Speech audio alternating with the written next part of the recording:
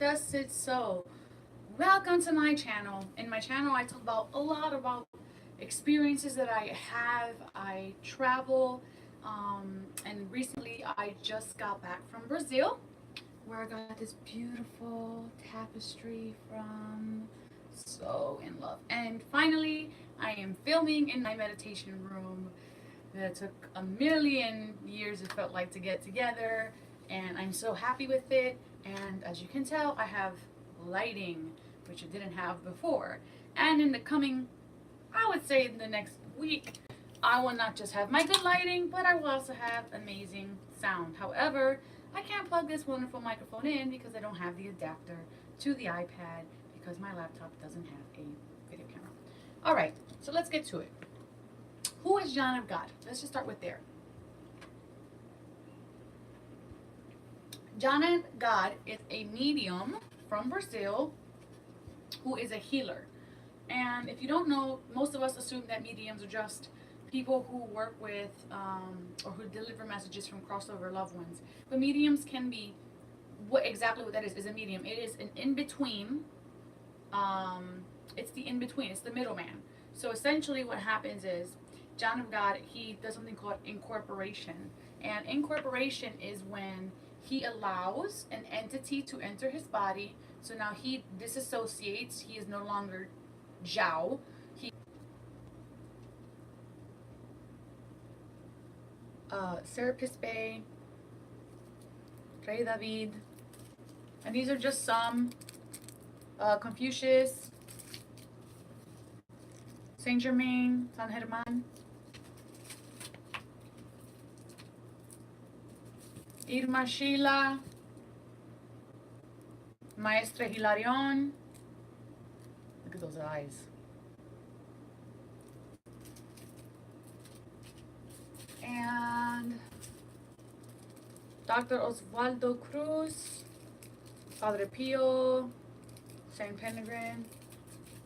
And I have a couple more up here, but just so you get the point. There are numerous ones. And essentially, these entities incorporate inside of him, and they're surgeon entities that assist him in creating doing what they call an intervention, a spiritual intervention. And this intervention is basically a spiritual surgery or an invisible surgery. Um, so I'm gonna give you guys some testimonials. See, the whole thing about the John of God Casa, that's what they call it, is the Casa, is you're not really allowed to speak about what you personally experienced.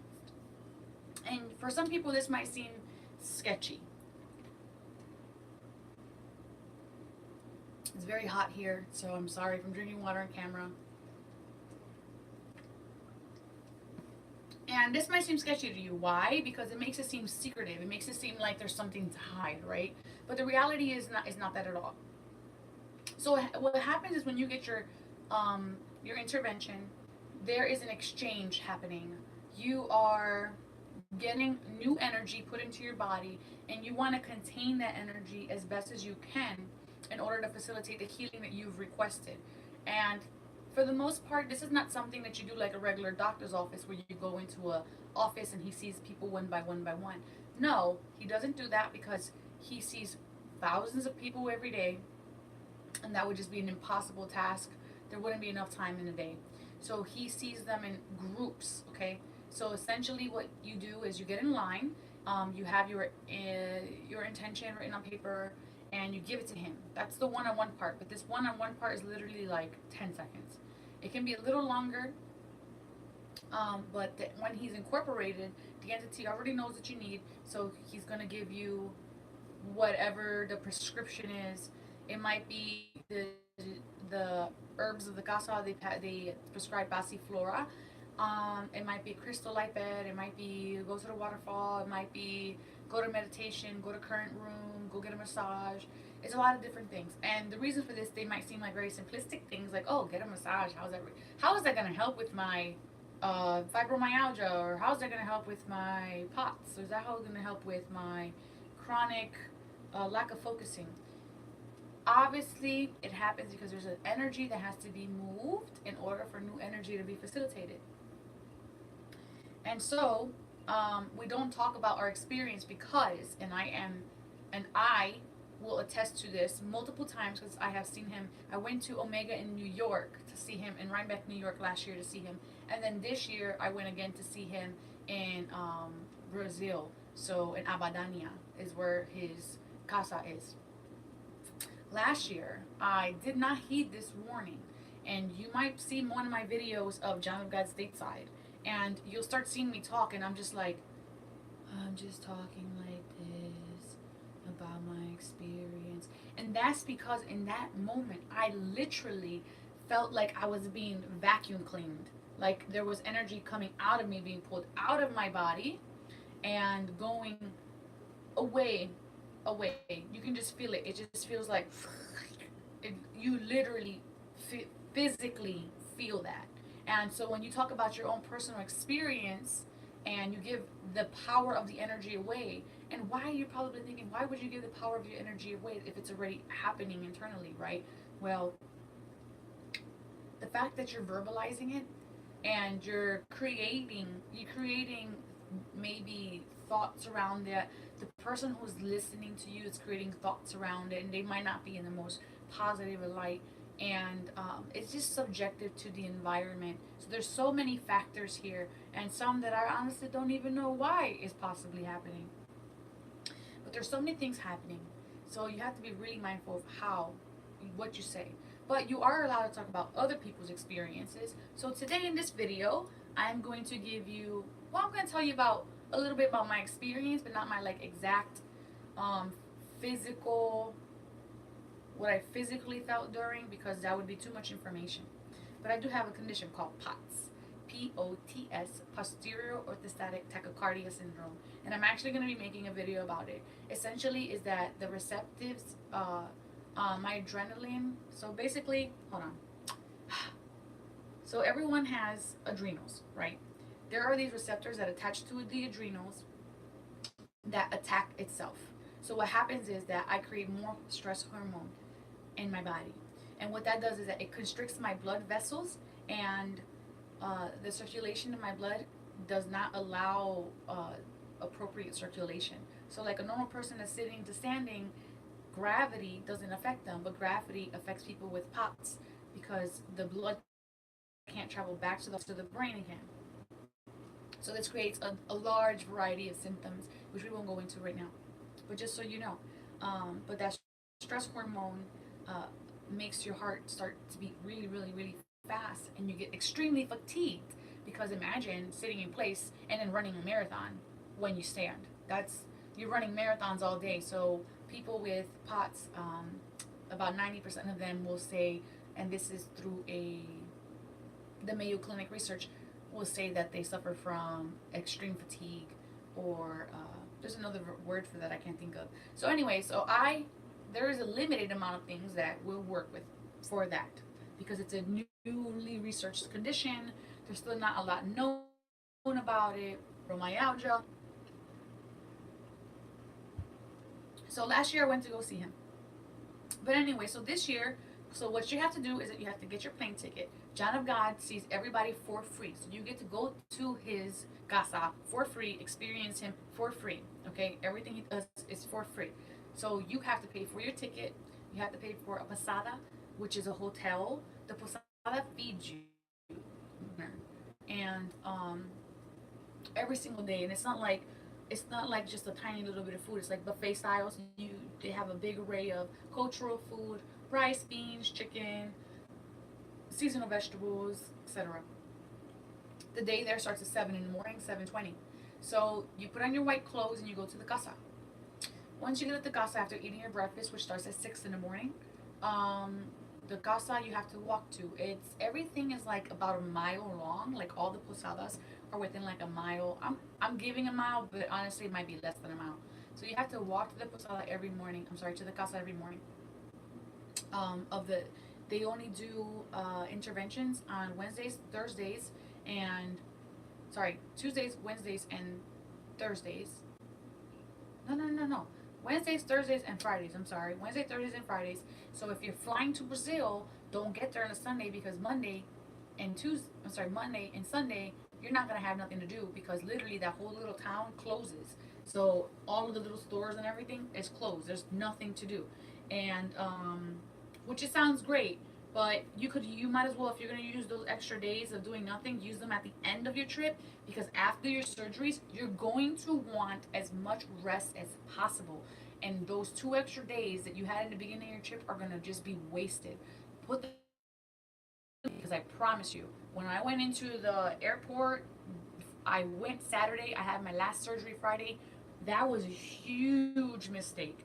It was so hard on my body. I cried grown woman tears on the airplane because how much pain I had in my body from the stitches, the surgeries, and it's not something that you go and you just don't feel nothing.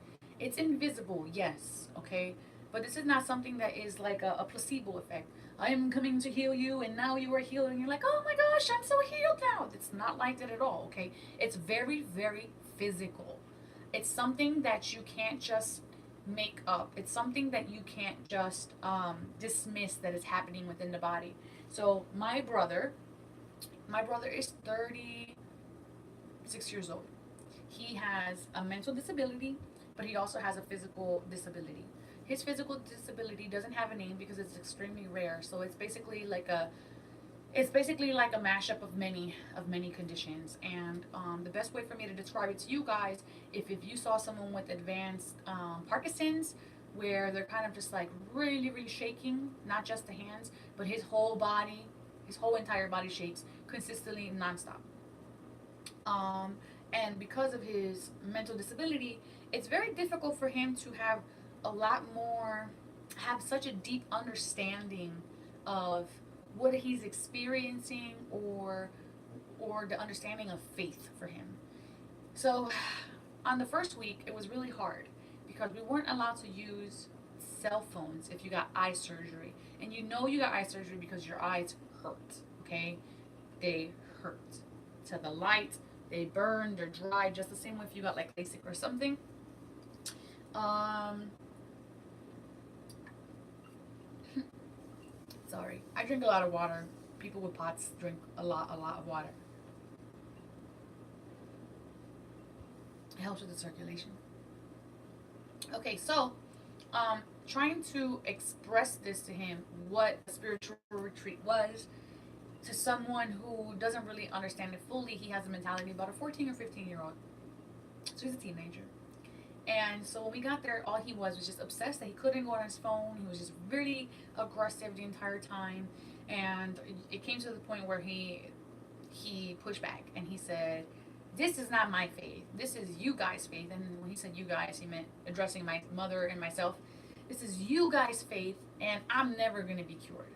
That was literally maybe day 2 of being there, because we got there on Sunday. We had left Saturday.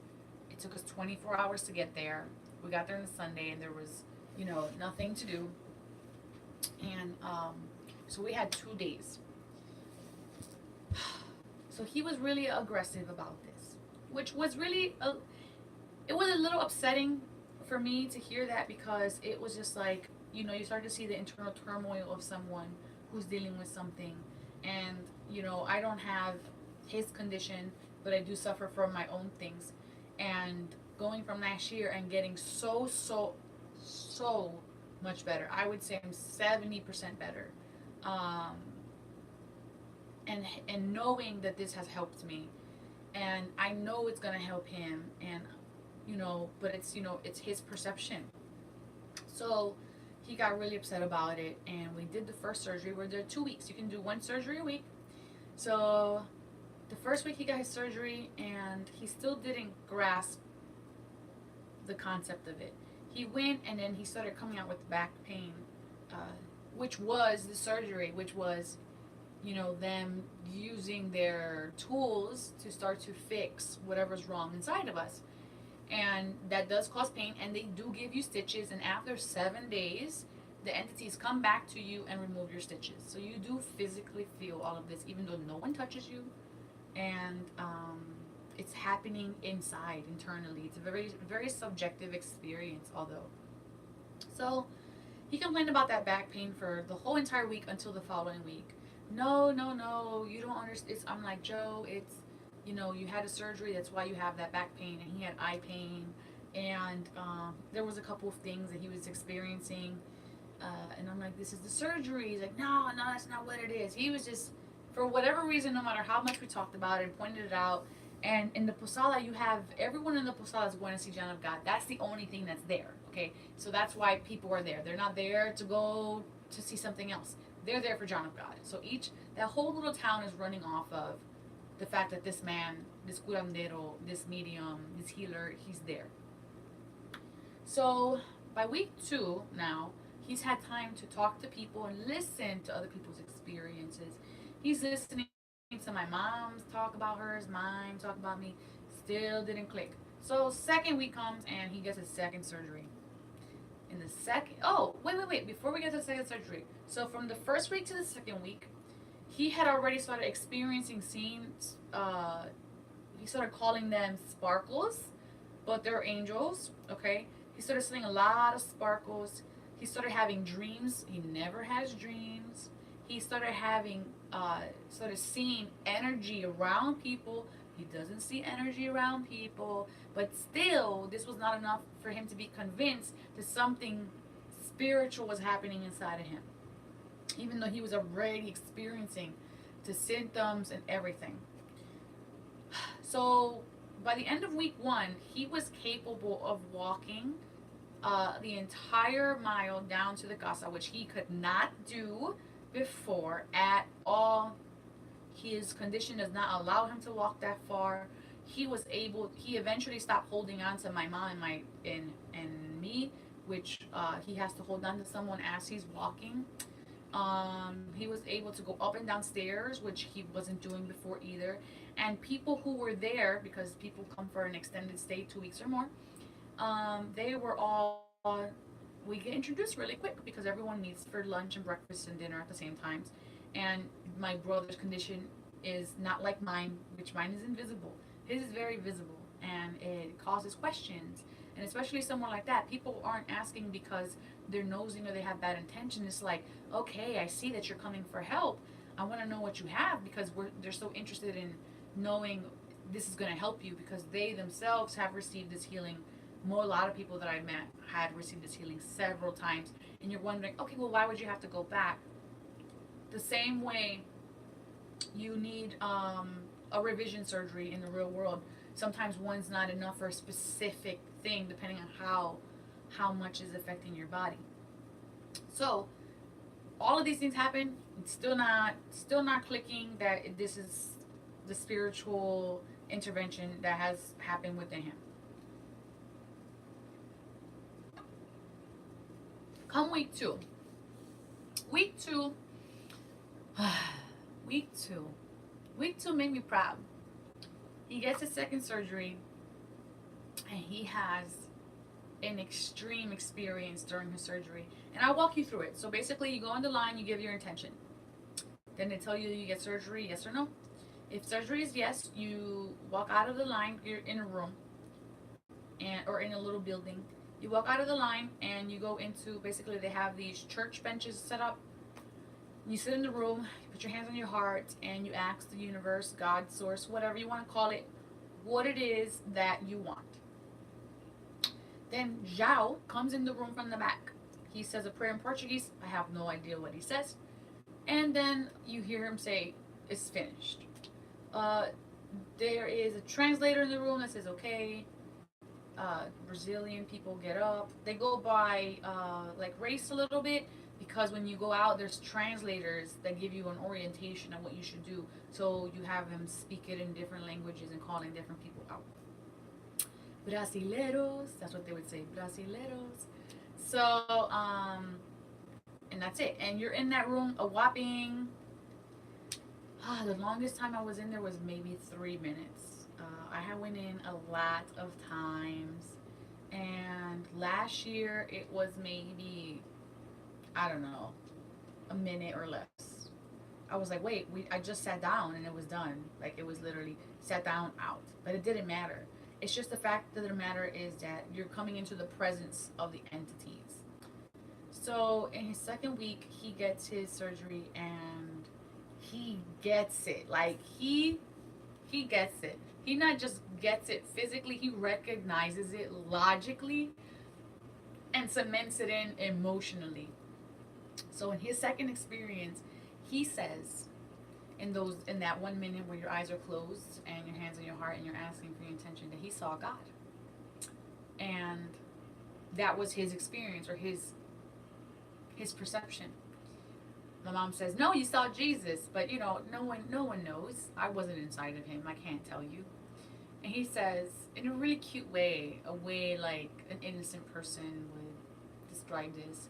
And he says, "But he looked different than the movies." And I thought that was really sweet. And he described him. And then I said, "Well, what did he do?" He said he looked at me, he smiled, and then when I opened my eyes, I saw millions of those little sparkly lights all around me. They were everywhere. They were everywhere. And I didn't get to go into the intervention when he went in, although he needed a handler to help him get through the line, which they do really well if you're disabled or handicapped. They make you priority for everything in Brazil, including pregnant women and women with small children. And they have a special area, and it always says prioridades.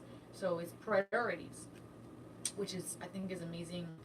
In the airport, they had it. They had it everywhere we went, in the bus stop too. So I wish they had that here. I think that I know we have like the handicap uh, section for the people here, but if I sat in a handicap spot, I would get dirty looks. Do you understand? So, because my condition is invisible, although it definitely affects my ability to stand, walk, move, and have my cognitive understanding of what's happening around me. So I didn't get to go into that with him because my surgery was scheduled for later time. So I come back and now it's lunchtime and he's sitting outside of his room at the posada and he's having his lunch and he looks like he's just eating his lunch so miserably. And I couldn't help but laugh because I walk over to him and I know that look. That look is I just had surgery and it wiped me out. I'm exhausted. I want to go rest. After you get your spiritual intervention, you are required to not leave your bedroom for 24 hours. And all the posadas know this, and they actually bring your food to your bedroom. And you order it in the morning. It's a little chart.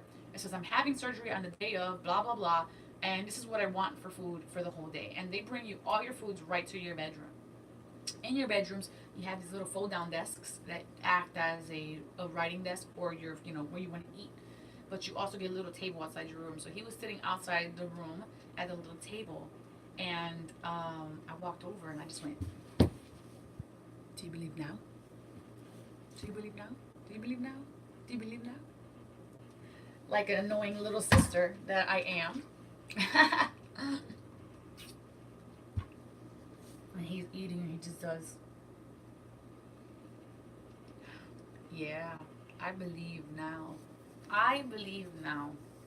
And as he was talking to the other people later on in the week about his experience, I heard him saying to people, "Yeah, they're working on me." And by they, he meant the entities. They're working on me. That whole first week, I did not hear him even utter. It was just denial, resistance, rejection of the idea completely. And the second week, he just knew. It wasn't that. I'm not saying that we had to convince him because there is no convincing my brother. For some reason, he doesn't comprehend. He doesn't retain information from his condition, and also the like what how like when you're growing up and you start to learn like this is good and this is bad and this is okay to do and this is not okay to do. When you do the bad things, you learn the consequence, and then you kind of like start to assimilate. Okay, I'm not gonna touch that stove anymore because it's hot and I will burn myself. He doesn't have that understanding. So I just want you guys to know there's no convincing. There's no convincing him. This was all on his own, and through his internal subjective experience. So everyone started to recognize by the end of week 2 that my brother Joe started walking so much better, continued to walk better, to the point where he would get out to breakfast before me, and he'd be sitting at the table waiting for me. And I was just like, wow. Like, I was so proud of him. I'm still so proud. I'm so thankful and grateful for the experience and so proud of him. And my mom, she went, and her experience, last year, she watched me go through it. And it's not the same thing watching someone else go through it. Because honestly, I really feel like at some point, it doesn't matter how much you believe someone, you still kind of have like, because it's not happening to you, there's still like a detachment from the story. There's still like a, maybe you're exaggerating. Oh, maybe it's just you. Maybe that's not everyone. So I met a woman over there. Her name was Eve. Beautiful woman. Much maybe older lady, very cute, and she was there because she had stage 4 colon cancer. She had seen John of God 7 years ago. Now she has had 42 surgeries, and she had a lot of fear inside of her. And I felt really bad about her having that much fear, because I've had fear that I had to work through integrated energy therapy, and I've worked through Reiki, and I feel like I've come such a far way from releasing things that I created in my own mind and my own environment. And fear is it's a creation of our own device. So, and it makes sense because the root chakra is the fear-based center of our body, and to have colon cancer is to really be living in a life just a plethora of fear. And she let me in on when she worked at this particular place of employment. She was so afraid of her boss, like to the point for her life.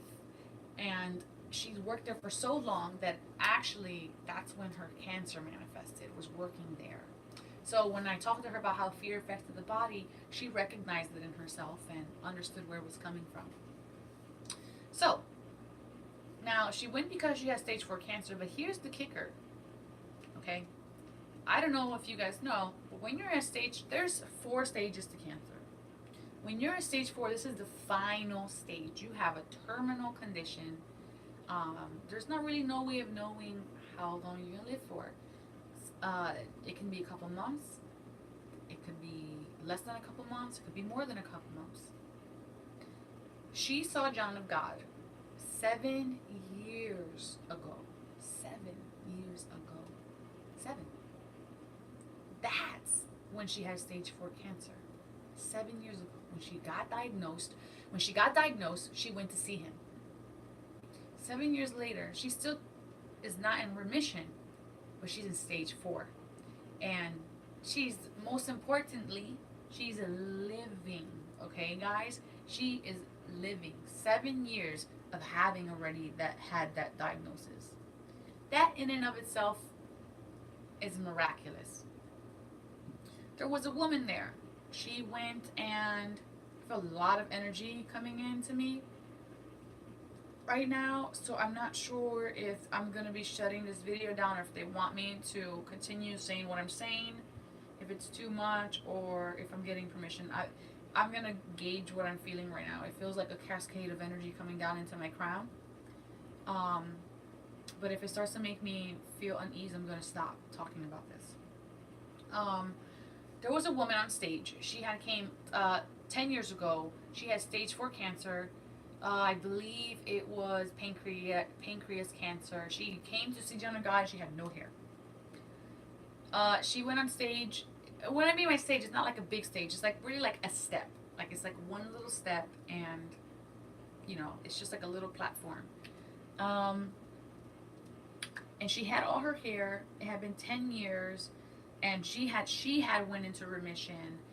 And basically, John of God, when she asked if he could heal her, he said, you have to continue your Western medicine, but also come to see me. So she actually moved from where she was living in the United States to Brazil. Her husband did not move with her and divorced her while she had her stage 4 cancer. But now she's in remission and she's healthy, and all her hair was super super long. So I know it had already been years that you know that had already passed by.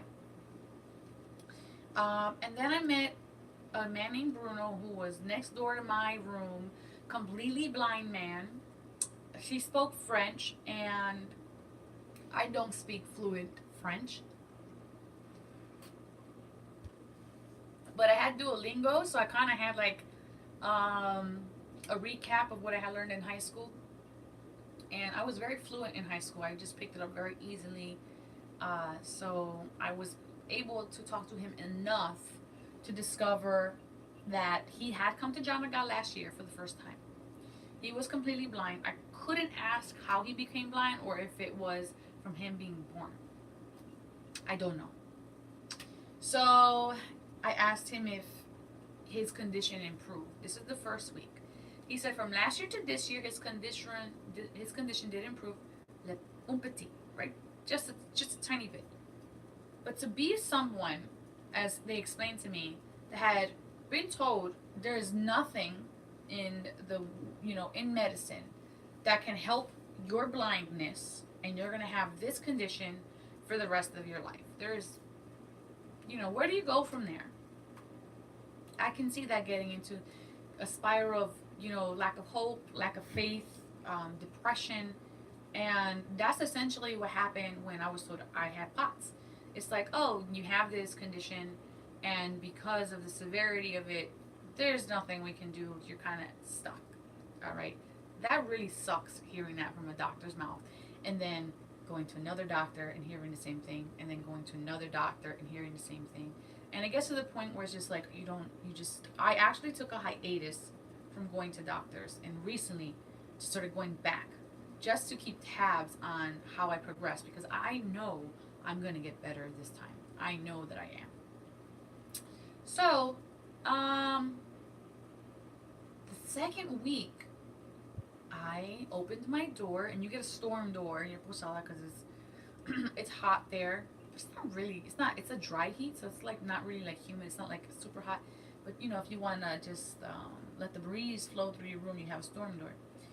I opened my door to leave my storm door, and I see Bruno, who can't see me, walking by my room without his chaperone, and he had the first week a cane that he'd walk with, and it had the little white ball, and he'd kind of like gauge the items in front of him. He walked out of his room without a cane, without his chaperone, down the hallway, down a ramp to the main street. I followed him. I know that sounds creepy, but I was like, what is happening right now? What is happening right now? So I walked to the main street because it's right there as soon as you come out of the posada. I watched him walk all the way to the corner. Now, mind you, the street where the posada is at is made of dirt. It's a dirt street. It's a dirt street. I don't know how else to have you understand that dirt has potholes and is not an even surface, and there's rocks and things like big rocks on the floor. My brother could not walk that street until we got, which was, well, not the main street. That the street the Posada is dirt, but then there's actually like a main street, and that's tarred and has a sidewalk. I watched him go to the corner, and then as I turned back in, then his chaperone walked, and I saw her catch up to him. Not running, not nothing, just casually met up with him at the corner. And I was just like, wow. Wow. Now, his blindness did not just disappear at that moment. I don't know how he's doing now, although we did exchange emails. I haven't gotten an email back from him yet. But obviously something shifted to have enough confidence or enough of something to make such a dynamic gesture and take action, you know? So more energy is coming in. I think I'm gonna conclude this right now. Yeah, yeah. So I'm gonna let this go, but I just want to share that experience with you guys. And again, you know, there are so many testimonials about this man, and I want you to know that the entities do 50% of the work, and you have to do 50% of the work. It's not something, it's not magic, guys. You know, this is, we are creatures made and created of energy and electricity. All that is happening here is that an energy is flowing through you that you just may not understand fully. But then again, do you understand electricity fully? Do you understand the world of quantum physics fully? Do you understand chemistry fully? Do you understand, you know, do you understand your own body fully? You know? So it's kind of like you can have warehouses full of things that you don't know. And the way to gather the information and to make a real educated guess or a real educated stand on it is to allow information in. That's all you have to do, is just be open and receptive and make changes, you know. um Even if you go and you don't believe like my brother, even if you go and you're desperate like Eve was with her cancer, which is understandable. If you go and you don't speak the language, you've never been there, but you have nowhere else to turn to, then go see John of God. Go see Zhao. You have nothing to lose, honestly. You will gain perspective, and if you get out of your own way, you'll have a new dynamic approach to life, a new will, a new appreciation. Okay? This is not about what's going to happen. This is about what you create and what you allow and what you're ready for. There's preparation that's required.